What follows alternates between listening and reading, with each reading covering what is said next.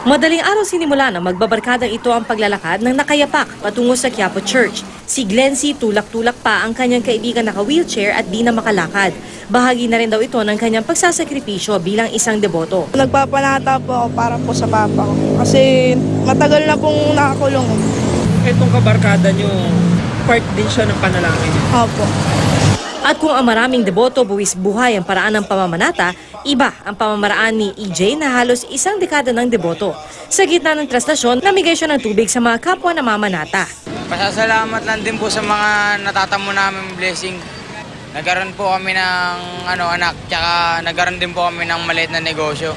May mga deboto rin tulad ni Sydney na nagboluntaryong tumulong sa mga pulis para maayos na makatawid ang mga namamanata. Para makatulong lang din sa mga kapwa natin deboto na hindi magkasakitan. Kasi pagka hindi kami tumulong, pwede sila magkasakitan dahil nagmamadali umakyat eh. Bilang pagrespeto na rin sa Black na Nazareno. Masaya rin po kami kasi at least yung mga deboto po maayos po yung pagkakaano nila, yung hindi wala pong nanggugulo ganyan. Sandali ring tumigil ang mundo ng namamanatang sina Christian at Christine, high school sweethearts na parehong taga-Canada at nagbabakasyon lang ngayon sa Maynila. Si Christian, may isa pang hiniling, hindi sa poon, kundi sa kanyang nobya. Will you marry me?